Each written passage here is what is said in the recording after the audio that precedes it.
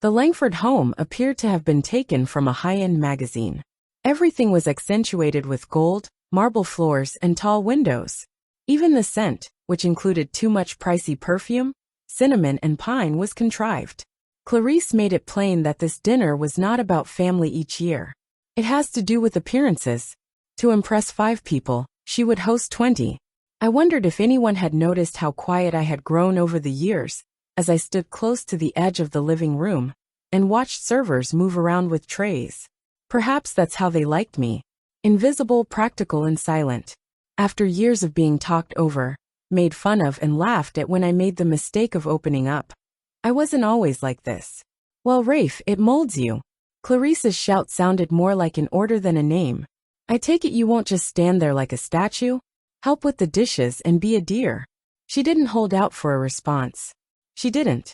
As I headed for the kitchen, the room was filled with laughing and the clinking of wine glasses. I sensed that others were watching me. Some pathetic, some amused, and none at all. Kendra remained silent. She didn't have to. The sink was filled with piles of plates. On white china, leftover cranberry sauce was splattered like blood. Wet napkins had been jammed into wine glasses by someone. After rolling up my sleeves, I began to rinse. Nobody volunteered to assist. Look at that, hey. Kendra's voice drifted into me from the dining room. He's useful for something at least. There was a roar of laughing. It wasn't because it ached that I quit scrubbing. Long ago, I had numbed myself to that point, but now I felt finished. In my pocket, my phone buzzed. After cleaning my hands, I looked at the screen. Your jet is ready and fueled, sir. Wheels up when you say so. For a few moments, I gazed at the message. Then I grinned. Without a word, I left through the back door. Just the keys in my pocket, and the air heavy with the sin of cooked turkey and backhanded insults. No coat, no farewell. At the further end of the driveway was the Range Rover. The solitude felt sacred as I slipped inside and closed the door. The mansion dimmed in the rearview mirror as I drove off. My heart wasn't pounding. I didn't perspire. I didn't mentally practice a speech. I had had enough of acting. It took only 20 minutes to get to the private airport. Zara had made all the arrangements. My helper is devoted, intelligent, and discreet. The only person who ever inquired about my well-being and paid attention was her. Only when we were in public did she address me as sir. I was called Rafe by her, and I realized I was still a person when she did. I saw the aircraft engines humming softly, like a sleeping beast, as I got closer to the runway. As I got on board, the pilot nodded slightly. He said, "Where to, sir?" I took a seat, buckled up, and responded, "At home." Grinning, he made his way to the cockpit. Kendra and I lived in a brownstone in Boston, but that was not home. For the past year, that location had been a museum of quiet. Manhattan, the penthouse no one knew about, was home. The property I purchased with my first Phoenix equity transaction. Kendra used to make fun of me for not being able to bargain over a grocery list. She didn't know. I gazed out the window at the luminous Charleston specks that were dropping behind me as the jet took flight. I pictured them still smiling around the table while drinking wine, unaware of my departure and oblivious to what lay ahead. We landed in New York an hour later. Zara had my laptop, a coat, and a sly smile waiting for me. "Long dinner?" she inquired about. I gave a nod. "Last one." I showered, dressed into something that didn't smell like gravy, and made myself a quiet drink after returning to the apartment. Just the view, no music or TV. According to sources, the mysterious billionaire behind Phoenix Equity pulled off a historic buyout, and I watched Kendra's father's face flash across the screen, looking shocked and then betrayed, as breaking news alerts exploded on my phone and television screens across the city. Manhattan was glittering like a secret I hadn't yet revealed. I took another sip. The anchor said, "As of 9 p.m., the Langford name has been removed from all corporate directories. Control now rests entirely with Phoenix." The Langford family has not issued a comment, but sources say the move was abrupt, quiet, and irrevocable. Zara's voice said calmly, "You're officially the most talked about man in business tonight." I said, "I was tired of being the most ignored man in my marriage." She laughed softly. "Congratulations. It's done." I sat back and let that sink in. Not the wealth. I already had that. not the power. I'd never cared much for it. My other phone rang, the one I use for Phoenix. What I felt was freedom. Call after call came in on my personal phone, from Kendra to Clarice to Douglas, the man who once told me at a barbecue, "You'll never understand legacy. You come from nothing, Rafe." I waited for the phone to stop buzzing. No legacy? My father's ideas, my inheritance, stripped and buried while I quietly washed dishes. They had no idea that the company he built, his purported masterpiece, was built around stolen technology. I didn't leave because they made me feel small. Rather, I left because I had finally remembered who I was. That night, I didn't sleep because I felt alive, not because I was restless. From the penthouse, I could see the entire city blinking below like a breathing machine, with yellow taxis gliding between towers, and I knew something had changed forever as the sun began to rise. It was not in them, but in me. Once the type of clarity sets in, there's no turning back.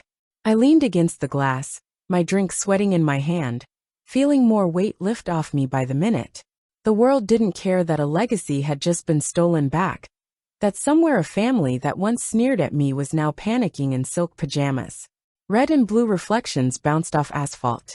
To them, I was Rafe Lennox, a failed novelist, a quiet dreamer, a nobody, and they had no idea about Phoenix Equity Holdings.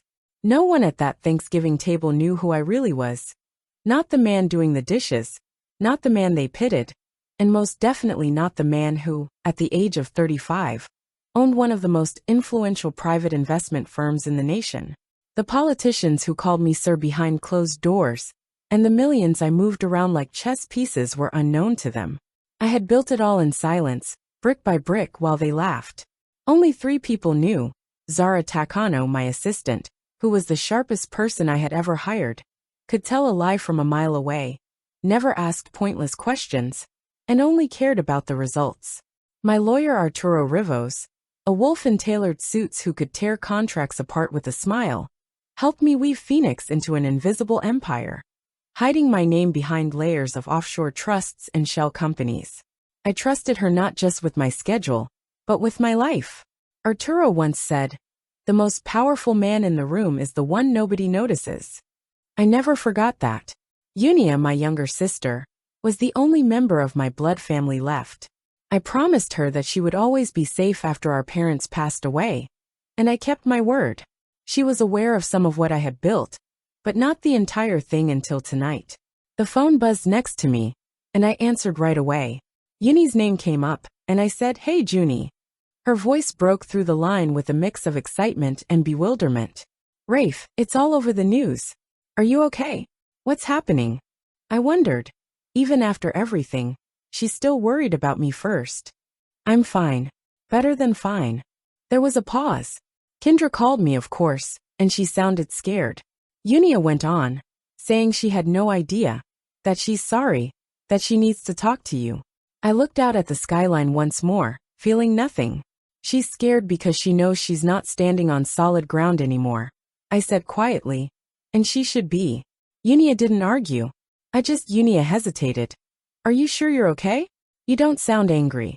I wasn't. I was something colder, something final. "I'm just done." She had met Kendra enough times to understand. "I'm done giving bits and pieces of myself to those who can only take." Unia exhaled on the other end. "Good. You're worthy of better. It has nothing to do with merit." After we hung up, I poured another drink and slipped into the leather chair by the window, the city stretching out before me, infinite, diverse, alive, and it felt like mine in a way it had never been before. It was about making a decision, and I had already made my decision a long time ago. Tonight simply made it true. It had all been a show, and I had done my part so well.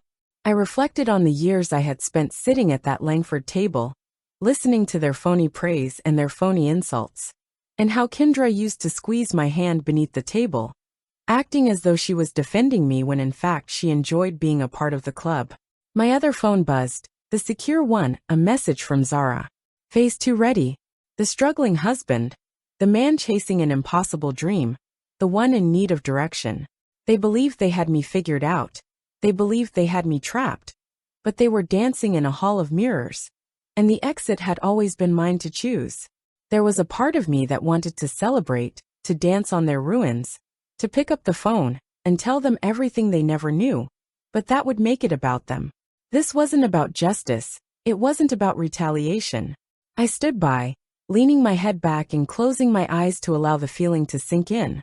Phoenix would now begin its full move, reorganizing Langford Dynamics, replacing the board, and removing all the inflated titles and hollow promises. By morning, Kendra's father would be at best a figurehead, his golden empire nothing more than a division under the Phoenix name. And no one would know I was behind it unless I wanted them to. It was about remembering who I was before I let their smallness shrink me. I typed back to Zara. Proceed. The night stretched before me, wide and open, and I walked into the master suite, stripped off the last vestiges of the evening. The jacket that smelled faintly of someone else's celebration, the shoes polished for a party I never wanted to attend, and finished my drink, carefully setting the glass down on the side table before getting up. The penthouse was quiet, but not empty, full of plans, possibilities, and a life I had almost forgotten I was allowed to live. Rafe Lennox, the name that had been derided, undervalued and ridiculed, the same name that now held the Langford family's future, was the one I stood in front of for a long time. I grinned at my reflection, not smugly, but with a deeper smile, a silent acknowledgement between the man looking back and me. You didn't just survive. The best part, I realized, was that you won without yelling, fighting, or needing them to know. Ghosts don't need praise. They just move through walls. And tonight I had walked right through theirs. By morning, emails from business analysts, reporters, and attorneys from all over the corporate jungle were pouring in. When I came down, Zara was already working from the conference room in my penthouse, her sleeves rolled up, laptop open, tablet blinking with incoming alerts. Everyone wanted a statement from the man behind Phoenix Equity's latest acquisition, but nobody had my real number, which was reserved for 3 people. The public still doesn't recognize you, she said, not looking up. We cleaned the digital trail. Everything's clean. I nodded. And the Langfords? Kendra tried calling 3 times and left a voicemail, sounding like she was crying. She's good at that, I said. Anything else? She slid a folder across the table. I opened it and looked at the high-resolution pictures that were neatly clipped inside. In one of the pictures, Kendra, my wife of 8 years, was wearing a champagne-colored dress that I had never seen before at a posh resort that I was unaware she had been to. Her hand was around the fingers of Bryce Carr, her father's chief operating officer, with whom I had at least a dozen handshakes. He doesn't suspect a thing. He's still playing house like some lost little writer. Zara tapped the tablet, bringing up an entire message thread between Kendra and Bryce. The words burned all on their own. They were laughing on the beach. Another was at a dinner table. Too comfortable, too familiar. Then texts. When someone laughs at you in public, you realize you're not losing a partner. You said you'd be done with the dish boy by fall. I will. Daddy's announcement is in December. Once that's locked in, I'm out. I closed the file slowly. My throat didn't tighten, and my pulse didn't rise because I already knew. This wasn't the first betrayal, just the loudest. You've already lost them. I had noticed her withdrawal in 1,000 subtle ways over the years, including her quick phone glances when we were together, her disappearing smile when no one else was around, and the fake affection she put on for family dinners like perfume. However, I never confronted her, didn't yell, and didn't accuse. He's not just a fling, he's part of the plan. I stared at one message again. He'll probably cry and write me a poem. I listened. I waited because sometimes silence is sharper than any blade. I looked at Zara. How long were these messages going on? She said it had been over a year. They began meeting at Langford Properties. He's easier to hide. This was the person I'd made vows to, the one who used to lie next to me at night and tell me that I was her calm in the storm. But I was never her calm. I was her cover, her placeholder, the man she kept quiet because she believed I was safe. I'll be in Cabo by then. The line should have hurt, but all I felt was a strange sense of confirmation. The best part of being underestimated is that no one watches you load the trap. Zara tilted her head. What do you want to do about it? Nothing, I said. Zara blinked. Nothing. I leaned back in my chair and took a slow breath. I don't need to do anything. They tied the rope already. All I'm doing now is letting it tighten. I built Phoenix in shadows for a reason.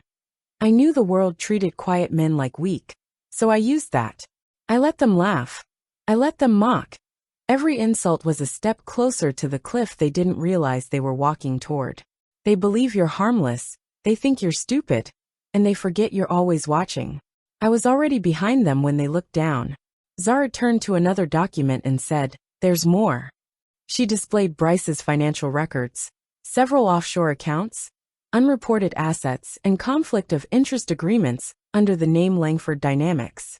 This was more serious than I had anticipated. It was a corporate theft pipeline that directly impacted Kendra's trust fund. I now understood why Kendra had suddenly resumed calling me brilliant a few months ago. She had been digging to see how much I actually knew, and her signature was on 2 internal memos pushing for confidential tech disclosures. Tech my father helped design years ago, blueprints I kept hidden, and tech they believed was still lost. The city didn't care about my feelings. It only respected power, and power wasn't shouting. It's funny, because she used to joke that I could never finish anything I started. But she was also wrong about that, because this was just getting started. I walked to the window and watched the clouds roll across the skyline like slow-moving soldiers. Power was taking someone off the board so thoroughly that they forgot they were ever playing. I turned back to Zara and gave her a little nod. And Bryce? Not yet. Let them think I'm just hurt. Start with the beach once, then the texts. No names attached. Just enough for the press to start digging. Zara smiled and said, "They have no idea who you are." They never did. By that afternoon, the pictures were already making the rounds in the corporate gossip pages, with the headline, "Langford Aries caught cozy with COO husband Mia." The longer they pretend I'm broken, the harder it'll hit when they find out I never even blinked. Kendra's mother tried calling again, and Clarice, the same woman who once made me wipe lipstick off her wine glass with a rag, while she told me I wasn't a real man, said that perhaps Phoenix Equity wasn't a nameless group out west, that perhaps the man behind it had a personal reason for targeting the Langfords, that they were close but not close enough.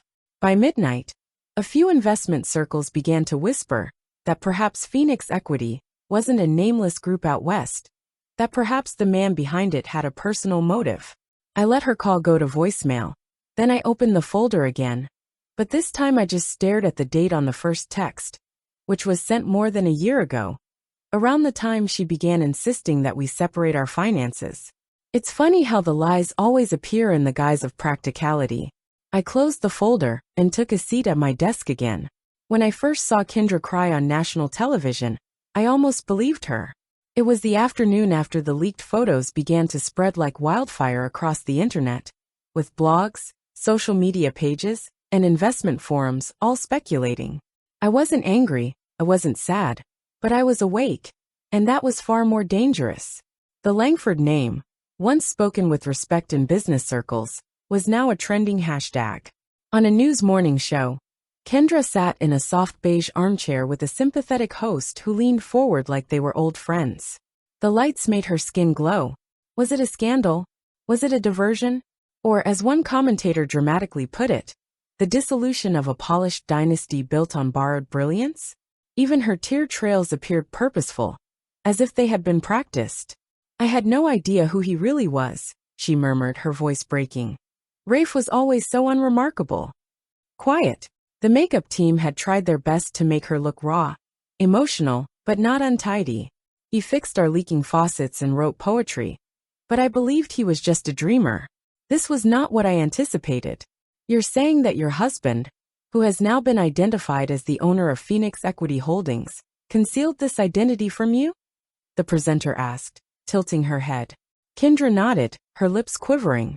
I stood in my penthouse's living room, watching the TV, with my arms folded and a glass of water sitting unopened next to me. I didn't blink. "He never mentioned money, power, or ambition," she added. "He used to tell me that he desired a calm existence. I trusted him. I cherished him." The next phrase, which she left hanging like a trap, was a great one. Really, not angry, not accusatory, just wounded. But it turns out I didn't know him at all. I saw the headlines form before the anchors even said them. Was she a pawn? Billionaire betrayal? The one I knew she hoped would take hold. And in a world that forgives women more quickly than it questions them, she knew exactly how to play the part. The wronged wife, the one left behind in the shadow of a man she misunderstood. Zara, the man wearing a mask, entered the room with a tablet in her hand and didn't even glance at the screen. She claimed to be good, but I corrected her, saying that she was desperate. Desperation always slips. Zara handed me the tablet, and it showed. This time, Bryce was whispering something into her ear, and she laughed, regardless of how much makeup she had on for the cameras. The truth was already coming to light. As the host asked, "If Rafe is watching now, would you like to talk to him directly?" "Rafe," Kendra muttered. "I never meant to hurt you," as she gazed into the camera with misty eyes. I had no idea what I was losing. "I sincerely hope you will pardon me." Commercials rolled on the screen. Zara's eyebrows went up.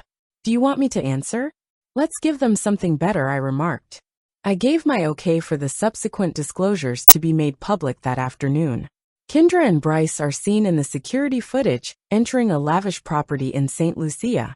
She provides Langford Dynamics with the receipts for the private aircraft she builds as part of her customer engagement. Naturally, there is also the complete, indisputable, time-stamped and unedited message log between them. They weren't sent to the media. We didn't have to. They were sent to a single account. Nearly 6 million people follow the Corporate Whistle Twitter page, which has a reputation for revealing hypocrisy, fraud, and corruption in real time. It was trending within half an hour. The narrative of sympathy was destroyed by the time the evening news arrived. One anchor said that she was unsure about his identity. These messages, however, convey a different meaning. Kendra Lennox sent the text, "Let's drain him completely. He won't even anticipate it." The woman doesn't sound like she had no idea. That sounds like a long-term strategy. She should have known who he was if she didn't. Additionally, he recently purchased her father's whole estate. The calls continued that evening. Douglas, Kendra, and Clarice. I allowed them to ring. There were sobs, stutters, demands, and threats in my voicemail. Clarice even attempted to prove guilt. "Rafe, do you think this helps anyone? You are destroying your own family's legacy." I wanted to chuckle. This was the same group of folks who embarrassed me. He scoffed when the tip wasn't large enough, but smiled when I offered to pay for dinner. Who sat at the same table as me, and once had a lengthy discussion about me in the third person. Legacy, arrogance, theft, and phony manners were the foundation of the Langford legacy. I just put some light on it. After pouring a glass of whiskey for myself, I went outside onto the balcony. Below me, the city beat like a living creature, alive and heartless. That was how I liked it best. It buzzed on my phone. Zara sent a message. "Clarice is pleading for an appointment. Wishes to talk about possibilities before things worsen. Any ideas?" I answered. "Inform her that the dish boy she made fun of is working on legitimate businesses. After the beep, she can leave a message." I got a screenshot of Zara's response a minute later. "Mr. Lennox is not available, Miss Langford. You can contact the Phoenix press team with any questions. Please be aware that your family is no longer able to engage in negotiations." For a long time, I gazed at that phrase. No longer able to engage in negotiations. Truth is beautiful because it doesn't require volume. All you need is patience. Behind closed doors, they could plead, cry for cameras, and concoct their tales. The fact that control is not the source of power, however, was something they never comprehended. It results from leaving when they still believe you are in need of them. I typed up a statement in my email that evening. I did it for myself, not for the media or anybody else's approval. When I washed their dishes, they chuckled. They hurried to clear their names now. Although it didn't make me wealthy, the truth gave me freedom. And that is more valuable than any legacy they have ever created. I closed the screen after hitting save. While some performances are dramatic and loud, mine was calm and brought the entire theater to its knees. Shortly after lunch, the video became viral. Not from Zara, not from me, and not from any Phoenix Equity-affiliated official channel. Buried on a private corporate whistleblower forum, it was uploaded anonymously. It was only 2 minutes long, a blurry, unedited footage, but it could have been a bomb. Sitting in a boardroom with tall windows and smug confidence were Kendra, Bryce, and Douglas Langford himself. One of the wall vents must have been where the camera was concealed. This was something that someone within wanted to get out. I knew the room immediately. All of the important decisions were taken in the main conference room of Langford Dynamics in Atlanta. With his elbows resting on the table and his voice clear, Bryce was bending forward. "All of a sudden we are the villains because we let this go public," he remarked. "The narrative must be within our control." Kendra's voice came next, more piercing than I could recall. "After then, we have control over it. We claim that he broke has been erratic and may possibly be hazardous." The traditionalist Douglas waved a hand. "It will be referred to as emotional fatigue. Some bullshit about unfulfilled goals. Depression. Nobody is going to challenge it." Bryce then laughed. "We'll say that he lost control and broke under pressure. We can keep the people sympathetic by using him as a warning, if we are clever." I didn't respond. I didn't swear at the television or tighten my jaw. I simply had to stop and allow the quiet to descend upon me. They hadn't merely made fun of me. They intended to discredit me by portraying me as weak, unstable, and untrustworthy. It was no longer solely about business. This was strategic and personal. Brutal. And I learned one thing from that. They were afraid. Afraid of the reality. I was terrified of what I knew. Now that I was no longer playing along, I was afraid of who I truly was. Without commenting, I sent Zara the video. She called a minute later. "For them it's over." "Not yet," I said. "However, it will be." I started Phoenix Protocol that night. Our internal code for high-risk retaliation situations was called the Phoenix Protocol. It was intended to legally, surgically, and unexpectedly bring financial predators to their knees. I had previously only used it twice. The third would be this. We started by freezing Bryce's business and personal accounts. Not right away. Fingerprints would be left behind. We accomplished this by using risk warnings connected to questionable activity, compliance flags, and foreign wire audits. He was unable to access any fragrance within hours. Second, we made an anonymous alert to the Securities and Exchange Commission. We handed them documents of bribery under false pretenses of consultancy payments, Bryce's undisclosed interests, and his side business. We'd lighted the fuse, but they wouldn't do anything immediately. Federal officers knocked on his door around midnight. At 12:43 a.m., Kendra gave me a call. I allowed it to ring. Then once more at 12:45. I picked up this time. She was trembling when she said, "Rafe." I had no idea it would progress this far. I remained silent. "You must believe me," she continued. "It was not what it appeared to be. Something drew me in. He controlled everything, Bryce. All right, I was dumb. Despite my selfishness, I didn't want to ruin you." I remained silent though. "Please," she pleaded. "Speak up." My face was hardly visible in the darkness as I gazed out the window at the city, with lights reflected in the glass. I finally exclaimed, "I watched you lie for 8 years without flinching. Why would I trust anything at this point? Rafe, I made mistakes but I kept going. Give up." Calm but decisive, I interrupted. "This cannot be rewritten by you." As I rinsed the dishes, you laughed. "You sent me messages saying that I was being drained. You attempted to remove my name from a legacy that my father had established." She didn't dispute it. She was unable to. Then her voice cracked once more. "And what will you do to me?" I didn't shout. I made no threats. I remained silent. Quiet. "Kendra, that's the worst part. You won't be destroyed by me. I will simply let you to be who you are. And the world will witness it." She broke down in tears. I hung up. Phoenix confirmed a thorough inquiry into the former leadership team of Langford Dynamics in a public announcement the next morning. Bryce was placed on suspension. Douglas resigned. Kendra cited emotional stress as the reason for her resignation from her advisory position. We made quick progress behind the scenes. We purchased majority stakes in the companies that provided Langford's essential infrastructure. The security teams were swapped out. All foreign transfers were put on hold until a thorough audit could be completed. We prevented them from moving even a single dollar without our knowledge. Bryce was charged with corporate espionage, insider trading, and wire fraud that same week. As the cameras rolled, He was escorted in handcuffs out of his guarded estate. After that, Kendra avoided public appearances. Tucked away in her family's Savannah coastal mansion, she remained hidden and waited for the world to forget. The internet, however, never forgets. I received screenshots from LinkedIn think pieces, Twitter speculations, and Reddit threads from Zara. Regarding the Langfords' downfall, everyone had an opinion. Corporate greed was cited by several. Some referred to it as karma. I didn't laugh, but I did smile when I read a message that said, "If your wife laughs at you for washing dishes, make sure you own the sink."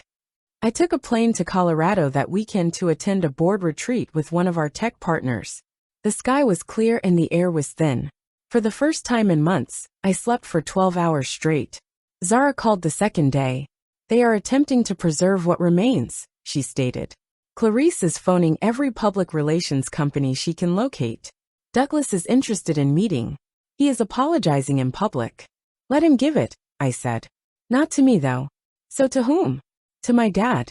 Because that's what this whole thing was about." Having spent years building the foundation of Langford Dynamics CoreTech, my father was a great intellect who died believing he had been forgotten. They changed the name of his life's work. His name was removed, and it was renamed Invention. They believed I was unaware, but I was. I was always aware. To make it matter, I simply waited for the ideal moment.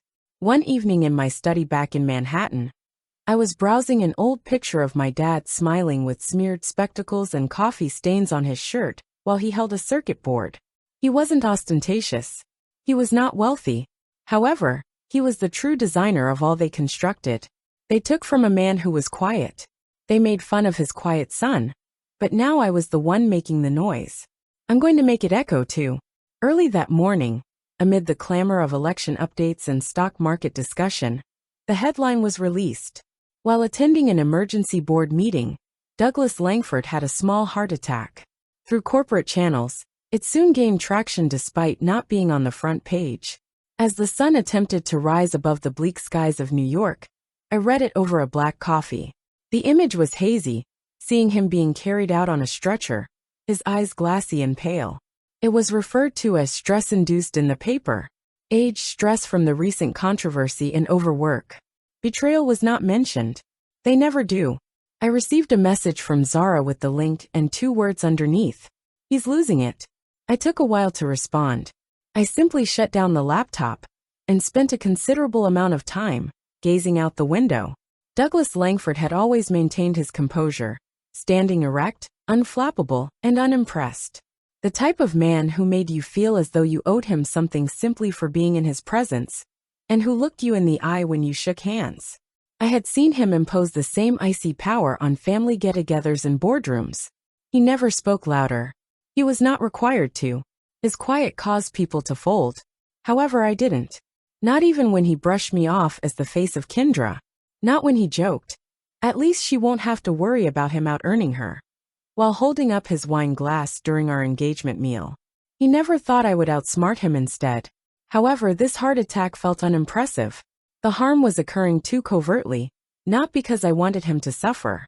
The most of that day was spent reading, taking walks, and resisting the impulse to act impulsively. I was flying to Atlanta by sunset. Just me wearing sunglasses, a hoodie, and a low-key itinerary that Zara had booked under a false identity. No announcement, no entourage. The hospital was a short distance from the city. Glass elevators, white walls, a lobby full with worn-out nurses, and the sound of vending machines. I failed to check in. I was aware of the room he was in already. A little information is quite beneficial. 8:14 in the room. With a calm heart, I ascended the elevator. No dream of retaliation. No dramatic altercation. All I wanted to do was check to see if the man I had once attempted to impress was still there. I could see him through the glass of the hallway window, lying motionless, his chest slowly rising, and the monitors beeping all around him. He had pale complexion and a thinner face. He appeared deflated, smaller, and older. Kendra was sitting next to him, curled up in a chair, with her hair tied back, puffy eyes, and an enormous sweater without makeup. She looked at him, as if she had never seen the man who used to make boardrooms into battlegrounds. I stood there for a while invisible, observing. recalling all the dinners when he smirked and inquired about my small book projects. When he pulled Kendra aside at our wedding rehearsal and muttered, "There's still time to rethink this." He claimed credit for the birthdays I paid for. The man in the hospital bed no longer resembled himself. Oddly, I didn't feel hate either.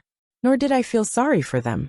I simply had the impression that we were two actors in a play that had come to a close. I could have entered and seen Kendra's face contort in fear upon seeing me. It would have been possible to stand above Douglas and mutter a last phrase that would stick in his memory. However, I didn't, as I had undergone a transformation. They didn't need to see me anymore. All I had to do was confirm that I could still see myself. I walked back down the corridor, out of the elevator, and into the night after turning around. I didn't turn around. I sat in the dark on the edge of the bed at the motel, looking over old notes that my father had written. Formula fragments, quotations, and doodles. He once wrote something on a napkin after being turned down by a grant committee, and I preserved it as a picture. Allow them to understate. Never allow them to make you forget who you are. Instead, let them forget. He never lived to witness the patenting of his work. Langford's crown prize was never seen to be the chip that contained his stolen plans. At age 59, a stroke claimed his life. Heart problems, they said. However, I always thought there was more to it. A razor's heartbreak. The silent demise of being ignored. He was deleted. They attempted to harm me in the same way. I gave what would happen next a lot of attention that evening. Earlier in the week, Zara had asked whether I wanted to take things further, bring criminal charges against the Langford board as a whole, accuse Kendra of fraud, and sue them to death. For the next 10 years, their lives would be a tangle of depositions and subpoenas due to the evidence I possessed. I didn't need any of it, though, as I sat there in the hotel room and watched the lights flicker over the wall. I had no desire to become one of them. Frigid, vengeful, and control-dependent. I could prevail without being unkind. That would be the distinction. I took a plane back to Manhattan the following morning without letting anyone know I had been. Zara was the only one who knew I had left. She welcomed me back with a folder full of updates and a freshly brewed cup of coffee. I hardly gave them a look. "Is there anything urgent?" I inquired. She said, "Only if you want it to be." As I examined my face. "You appear different." I said I left something in Atlanta. Slowly, she nodded as if she understood. "No, you didn't enter the room." "No." "Excellent. Not for them, but for you." She was correct. There was no closure. It served as proof that I had risen from the ashes in which I had been buried. To outgrow them, not to haunt them. On the day Uni called, it was pouring. Instead of falling in torrents, this type of rain drips continuously, knocking on windows, as if it were trying to whisper something you don't want to hear. When my phone died, I was in my study going through old designs while half listening to the soft hum of jazz on the stereo. Unless it was absolutely necessary, Yun never called during business hours. She skipped the hello and said Rafe. I located him. I took a seat. Who was found? She said Edwin Maris, Dad's former partner. The man who vanished following the controversy around the prototype. The name struck like a velvet-wrapped hammer. Maris. It had been years since I had heard it. Like a sibling who led him to drown. My father used to talk of him, with a peculiar blend of loyalty and remorse. He and Edwin had collaborated on the Linux Core chip's early development, when the concept of a self-cooling quantum processor was written off as sci-fi rubbish. Edwin disappeared when the Langfords took over the project. So far, there has been no pushback, no interviews, and no publicity. He's where? I inquired. Unia stated, upstate. Teaching computer science to children at a community center, while living in a small town, under a different name. He consented to speak with you alone. After 2 hours, I got into my car and drove north via twisting, dreary roads. I turned down Zara's request to accompany me. I was the only one who could do this. Chip bricks, faded banners announcing robotics contests, and tomorrow's intellectuals made up the tiny community center. As I entered, I passed vending machines, posters, and a janitor who hardly raised her head. A man in his early 60s with white hair, thick spectacles, and a tense posture sat in a rear room surrounded by shelves of dusty monitors and old circuit boards. As I walked in, he looked up. he remarked. You look like him. I knew your father better than I knew myself, he remarked, slowing his pace. You knew my father? Reef right. I put my head up. I gave him a firm shake when he held out his hand. He sighed and motioned for me to sit down. Edwin Maris, he said. But up here I've been going by Ed Martin for a long time. Why did you agree to meet now? Because I saw what you did to the Langfords. I heard your name whispered behind Phoenix Equity. And I understood the math in those acquisitions. Edwin stated. Your father had just stabilized the second iteration of the chip. It was brilliant cooling tech built into the architecture itself. It was light years ahead of anything on the market. I was there when Douglas Langford took the prototype, Edwin said. Your father would have done the same thing, only cleaner. I was already aware of the technical aspect, but I was unaware of the betrayal that went along with it. Edwin went on to say that Douglas had made an early investment, but he wanted full rights. Your dad objected, saying that the technology should be openly licensed rather than hoarded for financial gain. Douglas became silent and aloof. The next thing I knew, our lab was locked out, and your dad's access was taken away. 2 days later, Langford Dynamics announced that it had acquired proprietary quantum technology. Rebranded. No credit. He rubbed his forehead. But you didn't, I said quietly. No, Edwin acknowledged. I didn't. I was afraid. I had a family. Your dad was devastated. Not because he lost the patent, but because he trusted me to support him. Cowardice doesn't always come with horns and fire. Sometimes it just looks like a moving van in silence.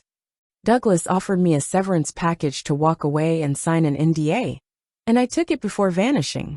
He reached into a locked drawer and took out a thick envelope that contained printed emails, memos, early schematics, and a flash drive labeled Linux Alpha-Proof Pretransfer.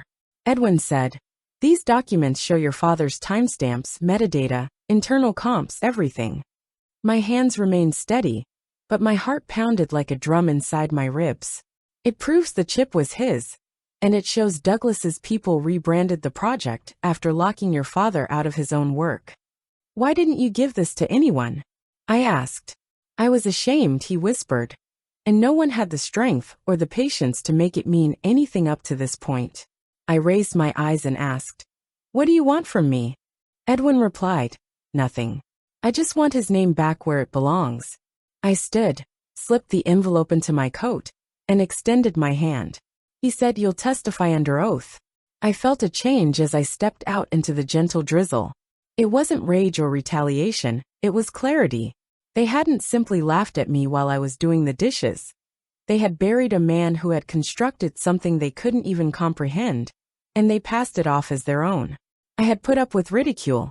Back in Manhattan, I spread the documents across my study table, and Zara came in quietly, scanning each page with laser focus.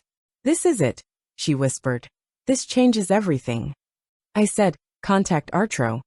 I had survived betrayal, but this was different. It was theft of legacy, brilliance, and family, and now the world would finally see it. You're going public? No, I said we're going permanent. By midnight, my legal team was in motion. Arturo drafted the preliminary suit, while Zara set up a press conference, masquerading as a research conference. We're filing for full intellectual property theft and retroactive licensing. And we're contacting the Department of Energy. They've been waiting for a cleaner lab to back. Zara blinked. I wanted a reckoning, not a circus. Yunia called as I was wrapping up dinner to ask how it went. I glanced at my father's picture on my desk. The same half smile. The same smudged glasses. Forever frozen in that moment of quiet genius. It's time the world knew, I said, and she remained silent for a beat. He'd be proud of you. The gallery was filled with rows of suits. I just want his name back, I said. Then let's give them a show. The courtroom was colder than I had anticipated. Not in temperature, but rather in a stillness, a silence that settled into the air like dust before a storm. The kind of quiet where truth had no choice but to rise. On the far side of the room sat Douglas Langford, thinner than I remembered, in a suit that no longer fit him like armor, looking like a man who had already lost everything but hadn't admitted it yet. Kendra wasn't with him, and there were journalists, investors, lawyers, and board members all acting as though they didn't know one another. She hadn't been in public since Bryce's arrest. Not after the videos, the text leaks, the pictures, or the press conference where I announced that Phoenix Equity Holdings had acquired Langford Dynamics. Today, however, wasn't about retaliation. Rather, it was about something deeper, older, and more profound: redemption. I sat at the front with my lead counsel, Turo Rivos. All eyes were on us as the judge, a woman with keen eyes and the kind of presence that made everyone sit up straight, called the session to order. Zara and the rest of our internal team were behind us. No cameras were permitted. This was not a trial for ratings. Rather, it was a corporate hearing under federal observation, part intellectual property arbitration, part government inquiry. Your Honor, we present today not just a case of theft, but a systematic erasure of invention. We aim to demonstrate that the late Elias Lennox, my client's father, developed the core technology behind Langford Dynamics' most valuable chip, not Douglas Langford or his team. Arturo stood first, steady and smooth. He started the timeline, and each date matched the records, and each file contained testimonies, emails, plans, and metadata. Finally, Edwin Maris sat next to us, and although he appeared anxious as he took the stand, his voice steadied as he spoke. Elias Lennox developed the Linux core architecture. The judge asked, "Why didn't you come forward earlier?" Edwin swallowed. "Because I was afraid. I watched him build it, helped him with the prototype, and when he refused to give Douglas Langford exclusive rights, they locked him out and changed his name." A collective breath held the room together as the judge turned to Douglas, who didn't stand but instead looked down at his hands and said nothing. Finally, after years of denial, Edwin said, "Byte for byte, it's his." When Arturo asked if the technology used by Langford Dynamics matched what was taken from Elias Lennox, Edwin simply replied, "Byte for byte, it's his." That was the tipping point. After the evidence was in, the fallout was swift. Phoenix Equity was given complete licensing control. Any future product based on the chip would now be manufactured under the Linux Quantum Institute. Langford Dynamics was ordered into supervised transition, and all patents associated with the stolen design were retroactively credited to Elias Lennox. At the end, Douglas tried to speak, weakly, as if words might save him now. He stood and cleared his throat. The name change was part of the settlement, not mine, his. It was never about placing Rafe Lennox on a plaque. It was about making sure my father's legacy could finally breathe again without being smothered under someone else's brand. "May I say something, Your Honor?" The judge nodded. He looked over at me. "Mister." His voice shaking, he replied, "Your father was a fine guy, Lennox. He wasn't worthy of what we did. You are. You're deserving of everything." It didn't sound like giving up. Something larger than profit eventually crushed the weight of his own life, and it sounded like relief. After the hearing, Zara and I walked down the courthouse steps, surrounded by silence and cameras waiting at a distance they couldn't cross. She gave me a folder and a pin, and she said, "This makes it final." I signed the merger contract without hesitation. I nodded once, just enough. That was the last time I saw him. On that day, Langford Dynamics was renamed and rebuilt, and all projects and future developments were now called Linux Quantum. Not Phoenix, not Langford, but Linux. Later that evening, I went to the institute we had begun constructing in Palo Alto, an R&D center devoted to quantum architecture, ethical AI, and educational equity. I stood in front of the main building, where the sign that read Linux Quantum Institute, in honor of Elias Lennox, had just been put up that morning. I ran my hand over the raised metal letters, which read clean, solid, permanent. Not for media, not for ego, just for truth. Zara stepped beside me. We hadn't opened it yet, but the construction was nearly finished. "We've had media requests all day. Forbes wants an exclusive. Fortune too, even Time." "Let them wait," I said. "This isn't about headlines." I was not prepared. What changed? I stared out at the campus lights blinking on one by one. In the days that followed, I remembered who I was doing it for. She smiled softly. My favorite item was a blog post from a young engineering student who had followed the story online. They called him invisible and laughed while he washed their dishes. Praising, shocking, and analyzing it. Some people termed it one of the most poetic acts of corporate justice in contemporary memory. I saved that one, printed it, framed it, and hung it in the Institute's main hall, right below my father's original sketch of the chip. Some legacies are carved in silence, while others are built with noise. Today they construct labs with his father's name on them, not out of retaliation, but because he thought the truth was worth more than praise. The lawyer's office was too quiet. You'd expect some sort of tension in the air when a marriage ends, with raised voices, trembling hands, maybe even one last plea, but not today. And when the final strike lands, it doesn't always sound like thunder. Sometimes it's the quiet echo of a name finally spoken aloud and finally remembered. Kendra, who sat across from me, looked like a memory that hadn't caught up to the present yet. She was still poised, polished, and acting calmly, but her hands betrayed her, with her thumb repeatedly rubbing her ring finger out of habit, as if the gold band was still there, even though it wasn't. Not in this beige glass-walled room, with the fake potted plant in the corner, and the sin of peppermint tea trying to hide the truth. Her lawyer, a young man who obviously hadn't anticipated cleaning up a mess this public, slid the folder across the table and said quietly, "It's all there. We both took them off weeks ago, but I noticed she was still wearing a thin bracelet from our 3rd anniversary." Kendra hadn't said anything yet, but I took the folder and slowly went through it, and there it was. 8 years of marriage reduced to ink and signatures.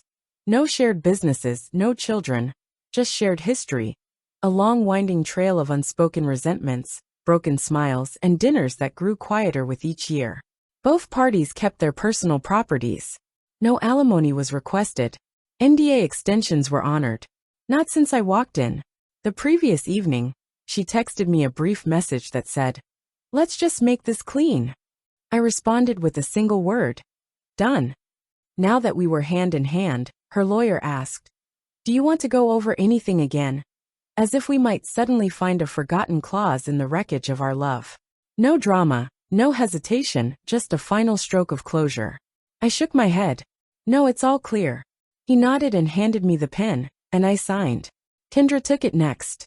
Her hand hesitated for a brief moment. And for a brief moment, just a flicker, I saw something behind her eyes that wasn't performance, guilt, or pride. I didn't get up, and neither did she. The silence sat between us like an old friend. "You built all of that while I was mocking you," she finally said, signing her name, closing the folder, and leaning back as her lawyer stood up and quietly excused himself, leaving us in the room. I gave one nod. She looked down at her hands and answered, "Yes, you never said a word." I didn't need to. I kept wondering when everything changed. I glanced at her after you stopped loving me, and for the first time in years, I didn't see my wife. A woman I used to know was there. I had attempted to love her completely. When I didn't suit the image she wanted to project, she'd choose a different version of herself. I mentioned it didn't change all at once. The song faded like a distant melody. It grew quieter as I watched you perform. After closing her eyes for a moment, she opened them and took out a folded piece of paper from her bag.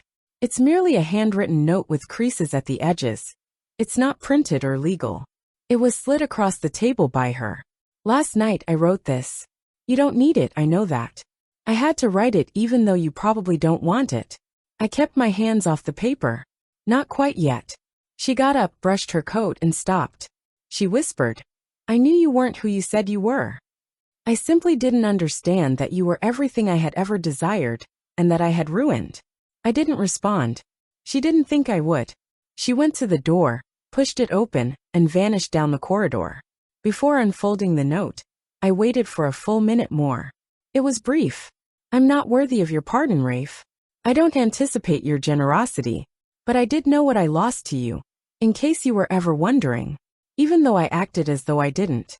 Even though it wasn't until it was too late that I knew it. I apologize for not being able to love you as loudly as you did. K." I carefully folded it and tucked it into the pocket of my jacket. As a caution, a reminder that not all betrayals are met with rage, rather than as a prize or some perverted memento. Some arrive in silence, in laughter, or in apathy. I leave the office and stroll through Midtown, allowing the city to pass by me unaffected. Too preoccupied to observe the man carrying only a folded piece of paper and a signed contract. They missed the horns, the footfall, and the murmur of lives. I sat down by the window of a quiet cafe and ordered a coffee. A couple outside quarreled over umbrellas, giggling in between yells. Someone's phone played an old jazz melody behind me. Both the world and I had continued to turn. My phone broke. Zara contracts are concluded. Teams for transition were activated. Phase 2 of Linux Quantum was formally approved. I grinned a little. Return the type. Excellent. Let's construct something sincere. She sent one word and a thumbs-up emoji. Liberty. As I removed the phone, I observed the rain hitting the glass. I entered a marriage 8 years ago with the hope that I would finally find a place to settle down, be seen, and establish roots. However, there are instances where the soil appears soft and lush until you notice that it is merely concealing stone. Furthermore, certain things are destined to flourish in a different location with genuine light. A year later, the California sun was shining cleanly on the silver letters on the glass building behind me, and I was standing under a sky so blue it appeared to have been painted on. Quantum Institute for Linux. It was more than just shimmering. It was erect. Unlike the Langford's foyer, which was decorated with false marble pillars and golden lions, this space has clean lines, clever angles, and calm confidence. This was no place for intimidation. It had to do with peace and honesty. Too busy to notice me, students in white lab coats walked by with laptops and tablets tucked under their arms. A few of them had no idea who I was. I was just a man in a fitted shirt, observing people as they pursued ideas to them. Excellent. I wanted it that way. Applause wasn't the purpose of this. It was constructed to ensure that no one like my father would ever be forgotten. There was a bronze plaque behind the reception desk in the lobby. It wasn't my words that were engraved on it. They belonged to him. Create something that will outlive you and make it more powerful than you could ever be. Lennox Elias. Every day visitors paused to read it. I had witnessed them. I would observe scientists photographing it. Observe how pupils lightly touched their hands on the edge, as if it were speaking back. He didn't survive to witness this. However, I believe he would have grinned in some way. Fortune had never mattered to him. Sole goal. Zara came from the East Corridor. Coffee with one hand and a tablet in the other. She added, "Your keynote is in the West Auditorium at 2 p.m.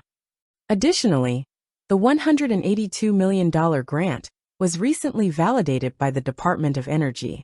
By Q3, you will be authorized to go into applied quantum testing." As a bunch of engineers passed us, I nodded. Zara's gaze left the iPad. They still discuss it, you know. The Langford's demise, the scandal, and the buyout. In business circles, you've essentially become a contemporary legend. I said I didn't do it to be remembered. She grinned. Why exactly will you be? Together, we strolled along the lengthy hallway that led to the main atrium. The tech gardens, automated drone testing, outdoor white bars, and real-time VR structural modeling are all visible through glass walls on either side. One of the interns peered out of a conference room as we passed it. "I'm sorry, Mr. Linux." "I apologize, Rafe. I would like to know if your father actually constructed the initial chip by hand. As in soldering it together." I paused. I said not just the chip. He also constructed the table he worked on. These concepts ought to rest on a firm foundation. The intern smiled. "That's awesome. Regards." Back inside he vanished. Zara grinned. "You do understand that boy will spend the rest of his career talking about that story?" I answered. "Then let's make sure it's worth telling." We arrived at the auditorium to the west. I stopped at the entrance. "Yes, Zara, you are welcome to skip this speech. You deserve a reprieve." She furrowed her brow and failed to see the most reserved man in the room address 200 government officials and scientists. I laughed. "Make yourself comfortable." When I took the stage, the lights went down. Researchers, legislators, and a few business vultures sat in rows of seats, all attempting to anticipate the next big thing. The room was quiet, but cameras were recording. I started without charts or gratitude. I gave it a name first. Forbes never conducted an interview with my father, Elias Lennox. He was not a conference speaker. He didn't host charity galas or dress in Italian clothes. However, he laid the groundwork for what the majority of you now refer to as the future. I gave the words time to sink in. He passed away before anyone could witness it, prior to his name being on it. However, his initials are now on every chip and quantum module that leaves this institute. He earned it, not because I made him do it. Quiet. I'm still listening. In the past, I was the man that everyone disregarded in the room, the one at which they chuckled, the one who sat quietly while everyone else shared their stories, washed dishes and poured wine. I gazed at them outside. I didn't sound bitter, only the truth. I'm on the table now. I ended my address by urging people to build instead of invest, to work together, and to think beyond profit margins. And I took a step back without bowing as the applause began. It's not my style. Then, away from the commotion, I strolled by myself down the marble path toward the back gardens. There was a bench there, nestled under an olive tree. I sat breathing, not thinking. I was slightly startled by a voice. You've always preferred quiet over cheers. I pivoted. Unia was standing next to me, a box in her hand. I assumed you were still in Washington, D.C. I needed to watch this, but I said I was. She gave the box to me. My father's old lab batch was inside. The edges are cracked. It still had a slight dust and solder odor. One of the old Langford storage units was where they discovered it. They didn't know it mattered, she claimed. I touched the plastic with my fingertips and murmured, "It matters." So is this it? I asked myself for a moment as she sat next to me. No, I replied. It's only at this point that it becomes significant. We sat there silently for a long time. Shadows extended as the sun changed. Behind us, the institute hummed as if it were alive. After a while, Unia got up to go. Her words, "You've changed." I nodded by myself once more. Into what? Someone who remembers where he came from, but no longer lives there. She was correct. I allowed how other people perceived me to mold me for years. I was the man who could see himself clearly now. My desire for vengeance had subsided. I didn't require an explanation. I also stopped hoping they would regret anything, because some triumphs are quiet. They are silent, incisive, and decisive. They don't conclude with cheers. There is tranquility at the end. And until now, I was unaware of it.